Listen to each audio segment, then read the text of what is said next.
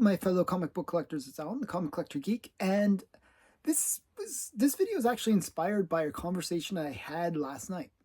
I'm recording this today, like literally today, just before I do my show with Mark. I always pre-record my Monday show with Mark today, and I'm recording this video just before that.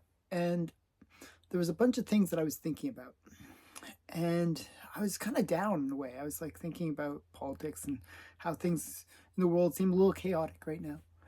But then I kind of was thinking about the time that we live in today might actually be the greatest time ever for comic book collecting ever.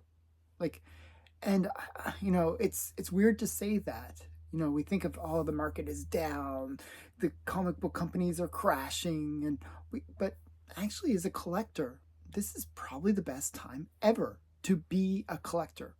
And we're going to get into the reasons for why I feel that way. And I think it's pretty undeniable, actually. So if you're a comic book collector and you kind of look at the history of comics like I do, you'll remember that back in the golden age, you'd think, oh, that is probably the best time to be a collector, right? Some of the coolest books came out. It was just a great time to be alive in terms of comic book collecting. But there was wars going on. There was like stuff going on. It was a horrible time in terms of other stuff. Like there was just so much going on at that time. So it wasn't necessarily the best time either. Great books coming out, and sure, you can get them for 10 cents, but not necessarily a great time. Then you get fast forward a bit, you get the Comic Code Authority coming in, really put a crackdown on what could be in comics, and it really killed the comic book industry in terms of the number of publishers out there. And in a way, it was a kind of a rough time for comic book collecting. So what I was thinking about that kind of history where there was the Comic Code and many years of the Comic Code. Now the Comic Code is gone, so we get a lot of freedom back into comics. And I was thinking about the fact that, well, with all that freedom, you have now things like Indiegogo or Kickstarter or just new ways of people creating their own content. Like this never existed before. Just like that ease at which we can create our own content in terms of comic books. Like the fact that I created a comic book, kind of cool. That didn't exist before, and there's no restrictions. Well, there's still some restrictions, but there's not the restrictions that we had under the Comic Code. We can kind of do what we want in a way. So we're back into that golden age of comic book creation. Now, maybe the main publishers are kind of faltering right now because they don't really have a direction in terms of the way that, of understanding their own audience. I think they'll get it. I think they'll come back. So I do believe it's a really great time in terms of that. Just the fact that we have that freedom back in terms of what can be created. And we also have, just because we are alive today, we have that ability to go back in history and pick up all of those books along the way that were made. Like all that content is available to us today. So, and we don't have to wait for it. It's already been done. So there's new content that is pretty unlimited in terms of what can be created. Even if you're not a fan of AI and what it can bring, well, it levels the playing field in terms of the ability for artists to create stuff like amateur artists. Like, it's going to be the case that even people that are not artistically inclined will be able to create something that they envision. They can, say, hey, AI, make me a comic. I like superheroes. I like girls with big boobs. I like, whatever it is. And you will be able to get that. You will be able to design comics for your own particular taste. And so we have the freedom. We have the ability to do it on our own. We have the ability to market it like through, a whole bunch of different websites. So just the ability to create content is there. The ability to go back and read or find existing content is there. Like you can pretty much find almost any comic book online in a digital format where you can read it. So just the access to that knowledge of all the books that have been out there before, the ability to create stuff, it's just a great time to be alive. It's insane to say that because we think, oh, the market's kind of falling apart, blah blah blah. But actually, we're in sort of that tipping point where there's going to be a flood of stuff coming into the market in terms of new ideas, because everybody can be a comic book creator now. So it's an exciting time for that. But that's not even where I'm going with this. That's just one of the many points that I have about why this is the greatest time. We have I remember back in the day, trying to find out what the first appearance of some random character, was almost impossible. Now there's like dozens of resources where you can go and find out instantly where the first appearance is. And that's a cool thing. As a collector, I really like finding those key first appearances, or finding information about some comic that I'm interested in, or how many issues were in this whatever series. That the fact that we have that access to information is just really awesome. The internet really changed comic book collecting forever. It used to be that if you wanted to find out what what comic books existed, it was really quite hard. And there was a lot of gatekeeping back in the day. I remember, comic book collectors / dealers would really gatekeep. They would find something cool and they would hoard it. They would just hide it, and really you would never know about it. And then things like the Gerber Journal Guide came out, the photo journal, and that really changed. Like all of a sudden people were like, oh, there's some pretty cool comics.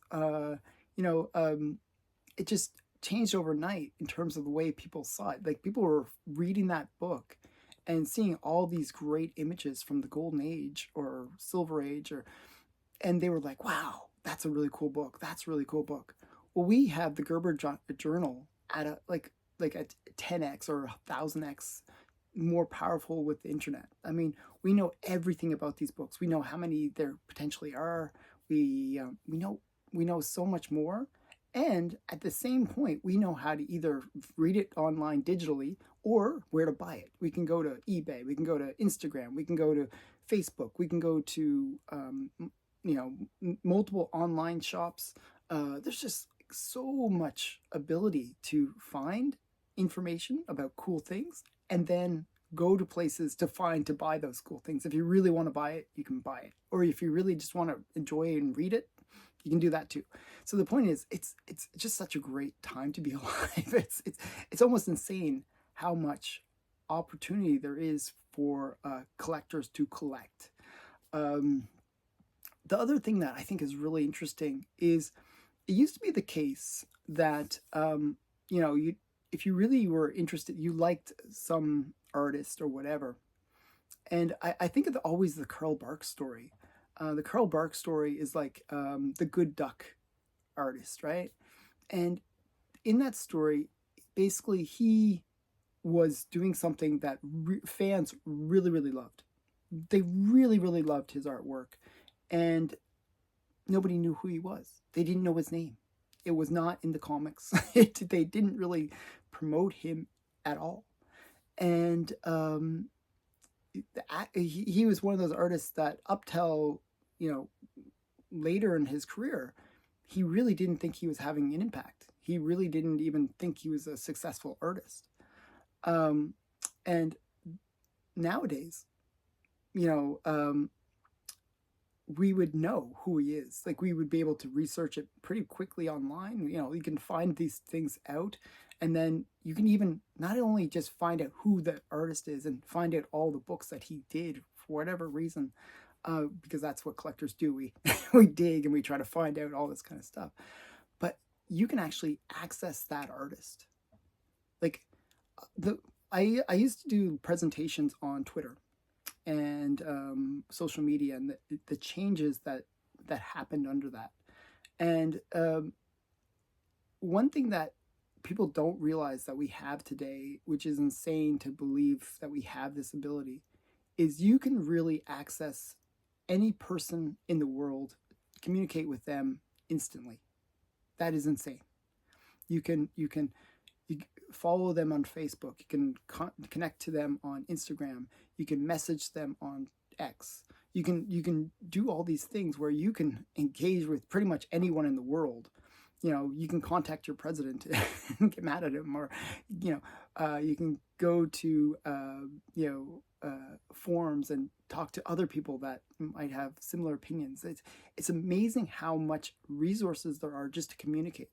So there's been times where I used to do interviews on my Saturday shows, where I was able to interview some people that are really cool that I would never have been able to meet if it weren't for the amount of access that we have today.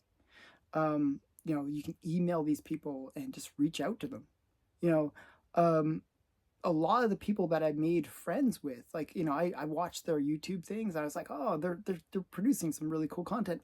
I'll engage with them. I'll reach out to them and say, hey, would you like to do a video with me? It's that ability to engage anybody in the world, artists, writers, whatever you want, is insane. That just is awesome. Like, the power that we have is really, really cool. And I just think that should be understood as being one of the most amazing things ever. As a child, I wouldn't think that, hey, I could have, reached out to this artist or this creator at any time. Like, that's just it's mind-boggling. We just take it for granted nowadays. That's just the way it is. You can reach out to the random person. It's just amazing the time that we live in.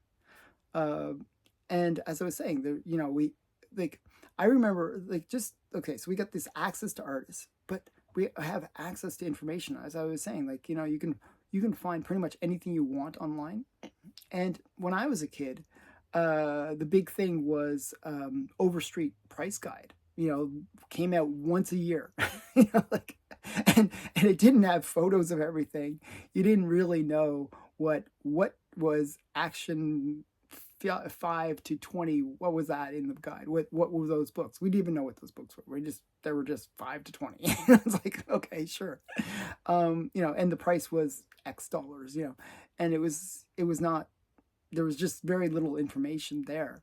It was a great guide, but it was very limited in the information that it gave. It was very out of date because it was a long wait before the next guide came out. So it was very, it was a basic thing. Then I remember Wizard came out, and I was like, oh, every month you're gonna get a new, set of figures in terms of how the market is doing, and that was exciting. Oh wow, I was always the person that ran to the comic shop and picked it up and looked at, oh, my book has gone up this month, or it's like I get all excited. But now it's like instant. Heritage Auction has a sale, about it instantly on Go Collect or GPA analysis. The information is instant. We know exactly how the market is performing. It's kind of crazy that we take it for granted. We don't even think about it. We complain about it. We complain, oh, the market's down, oh, the sky is falling. But whenever have people had such information where they can look at the market and see how it's performing on a minute-to-minute basis? I mean, it is so crazy. And as a collector, we use that information where we say, hey, look, the book's kind of going down. Can you kind of get a deal on it? It's like, that's something we do. It's like, and it's pretty amazing to me that we have all that. We can find all these books. We can collect in a way that has never been imagined even in the past, or just have so much resources. The other thing that I found that is really, really been helpful for me. And this didn't exist when I was a kid. Really didn't exist. I was growing up in a small town, and I like comics. Not many of my friends did. They were all into hockey. They were all into other things. I was into comics. I really enjoyed comics. I thought they were cool. And I really didn't know anyone that collected comics. And then into the 90s, like there was a few people that would kind of hang out at the comic shop, and it was like I was making friends with a few of those people. And it was pretty good. It was pretty good that I was meeting people at that time. But that was pretty hard. Like you had to go to the comic shop, and that's the reason people did go to the comic shops, because part of it was that community, that culture that was there. Um, really was helpful to all of us nerdy guys that collected comics when everyone else was collecting better things. I don't know. It was just like, there was just not the access to other people that were interested in the same thing. There was no community back then. It was just, oh, maybe we can find a few people. Maybe we can go to a con, meet some people, that kind of thing. It was very limited. And it was much harder to build that group network of friends that collected. Now, literally, you go to YouTube, you watch videos like this. I met so many people through this channel. It is insane the number of people. Like, I met like literally hundreds of people. Like my Instagram, I only follow people that I actually know. Okay, that I actually know in real life. I'm following over 200 people. Like these are people that I actually know through the hobby, that I've either met in person even, or spoken to on the phone. Like these are people that I've connected with, and we talk about the comics. It's amazing that I've built that many people. And those are the people I probably could have added even more to that list, but I kind of wanted it to be slightly manageable. It's like I've met so many people through the hobby, and I see all these YouTube channels coming up, like new channels. Like I want to give a shout out to some of them, like Chunko Comics, very good channel. Lettuce Comics, Yeah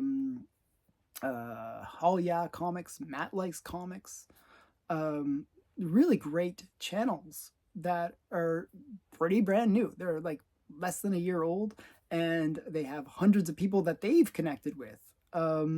It's just amazing to me that you can build a channel, you can build a community of friends around you that are interested in what you're collecting, and you can. It's not even like you don't even have to be a general collector. Like it used to be like, oh, just finding friends in collecting of comics in general. That was one thing.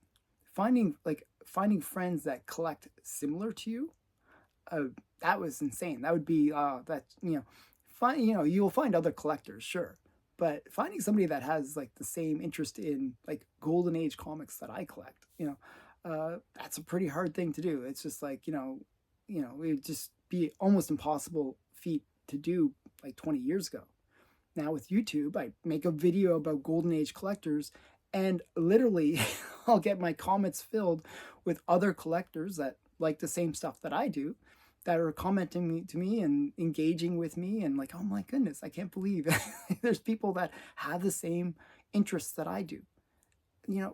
That is just amazing to me that we can do that kind of thing and find friends and community, and people that are like, oh, do you know this book, or do you know it's just like that community is really wonderful.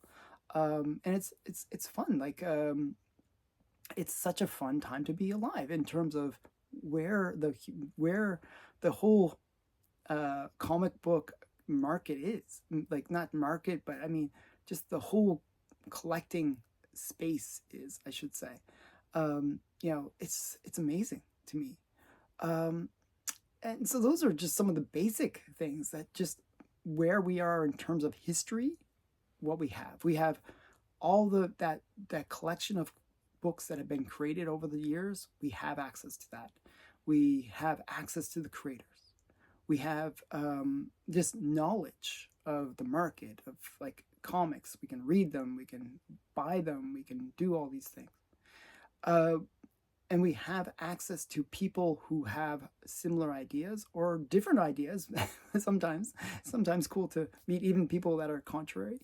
And we can access all that. We can have all that information or people, community, all that stuff at our fingertips. It's just so insane. It's so awesome. It's just so awesome. I think I really want people to be hopeful. Is my point in creating this video. I really want people to realize that this is the greatest time to be alive. And to add a little extra bonus to this whole thing, as a collector, like right now, like I find that there's so many things coming to market. Like if I'm interested in whatever random book that it is that I'm looking for, it's a really affordable time to buy because the market has crashed. I mean, like you could have said a lot of the same stuff that I'm saying now 2 years ago, but it is kind of a low market right now, and things are affordable. And it's actually amazing how you can pick up some books that you've never seen before, or never seen available before, and now they're coming available, and you can buy them and you can enjoy them, and they're pretty affordable. So it's a pretty cool time. It's just such a great time. I don't know how to explain it any more than that. Like just so many things, so many great things. And I really think sometimes we look at the clouds too much instead of enjoying the sun that's hidden behind them. And I really do believe things are really, really, really looking up for the market and in terms of the collecting community. I just think there's just so much happening that this is the best time to be alive and enjoying comics. So if you're a collector, pat yourself on the back or do whatever, feel good about yourself, because this is a great time. Like, I really just want to emphasize that this is a really, really great time. And I hope this video kind of maybe makes you think, maybe reconsider, because people are kind of doom and gloom a little bit. Maybe reconsider that and really appreciate the time that we're living. I'd love to hear what people think. I want to hear people's gloom and doom in the comments, or their positive, why they think the community is, or why they think the hobby is doing so well. I'd love to hear that in the comments below. And if you enjoyed this video, please give it a thumbs up. And if you haven't already, please subscribe to the channel. I need to engage a bigger community all the time. I just love it engaging with you. So definitely subscribe to the channel for that reason. Thanks again for watching. Bye for now.